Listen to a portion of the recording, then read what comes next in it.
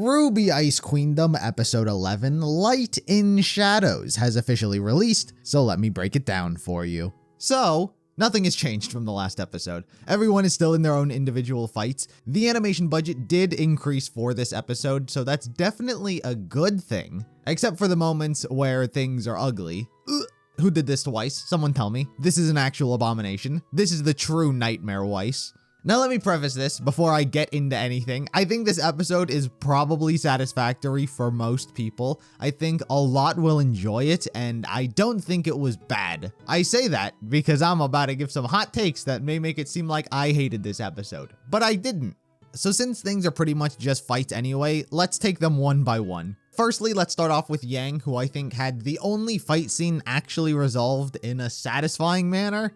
She was fighting Big Nicholas, and her entire fight can really be summed up as a singular punch, but considering there's not much emotional stake to be had against the two combatants, they made the most, delivering a very beautifully animated, high-quality, singular move. It doesn't bother me that she was able to destroy such a giant statue all by herself. This is a dream world, and it has established that Yang is a little bit stronger than she usually is. So grand spectacles like this, I think it's able to get away with.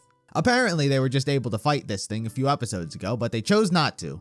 So yeah, it was just a cool moment, and that's all it really needed to be. And after this, we get a very good scene. Yang rides into the head of Big Nicholas, and we get to see Big Nicholas himself. We get a little flashback of him and young Weiss as he just bestows some wisdom and morals into her. Is it a grand, epic, life-changing moment? Not really, but it didn't have to be. It's moments like this that I wish they did in the main show more often. A casual flashback that shows the life of the characters before. It's an easy way to show what a person's character was, what they were like, and simply just a moment in history. The scene showcases his morals, what a good person he was, and how Weiss has heeded his words after all this time. Yeah, they wound up manifesting poorly in the nightmare realm, but you know, her heart's in the right place. So that was definitely a highlight of the series, and I'm glad it wound up being a thing.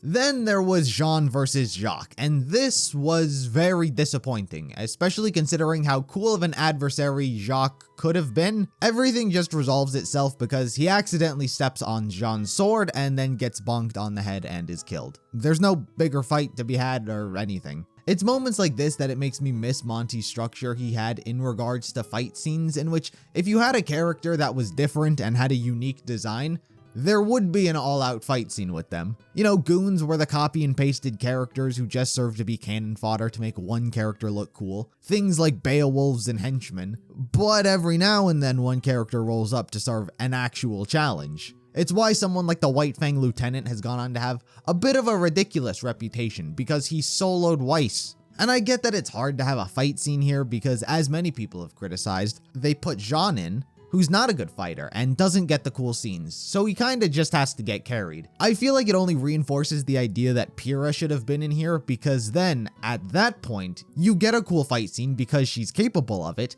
and it would mirror, mirror, it would mirror Weiss's fight with the Armagigas, who I imagine is the form Weiss had Jacques take over. And since Pyrrha is the dream version of Weiss anyway, it'd be fitting to the scenario. Also, Pyrrha was irrelevant this entire time. She served no greater purpose. Jean just dragged her along this entire time for no reason whatsoever. Yeah, so you know, Jean's fight sucked because his enemy practically killed himself. Then there was RWBY's fight with the Vines, where I was only reminded of how stupid a mechanic Silver Eyes are. It's basically just a nuke. It's a giant AoE explosion that rolls damn near every Grim. And I'll be honest, I completely forgot RWBY's Silver Eye one-shot ability was a thing until it happened, and boy was I sad when it did. And if you're paying attention and you consider Ice Queendom to be canon, this would technically be the first time she's ever used the ability. Before the first time she used it was at the end of Volume 3, and this takes place before Volume 2. So this would be her unlocking it, and subsequently never questioning what the fuck just happened. Now honestly, I don't care, I don't think it has any real implications. I just hate to see it come back. It's such an anti-fun ability. There's no finesse, there's no style, there's no fight scene. It's like, I've lost, let me use my nuke ability.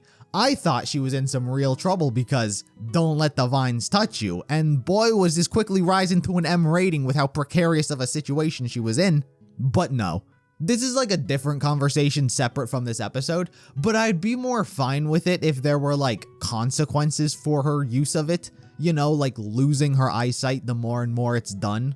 Considering this is technically the first time, I don't expect anything, but yeah, I kind of just hated that it made an appearance. So RWBY kills Weiss's nightmare and frees her from its grasp, but Blake is still evil, so they gotta deal with her. There is a cool fight scene between Yang and Blake, but then Yang breaks part of her mask, which allows Blake's soul, or whatever, to be released, and so all of them fight the nightmare. Now here's the thing about this fight. It's beautifully animated, right? They put budget into it, so it looks really cool. They have the music going on and whatnot, it's super hype, they got a cool team attack, all of that. They finish it off, Blake kills her past self. It's a good moment for Blake's character to symbolically put an end to her past and move forward. It has all that going for it.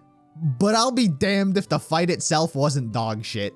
Evil Blake is just a punching bag. I'm sure many fans would love to be used by Team RWBY the same way these 4 girls just went to town and had their way with Evil Blake. There was hardly any resistance whatsoever. She was as submissive and breedable as you could possibly hope in your wildest fantasies. I would say the highlight of the fight was when she was 1v1ing Yang, because at least there was a back and forth. But things kind of stopped when I thought she was gonna gear up and really give it to her.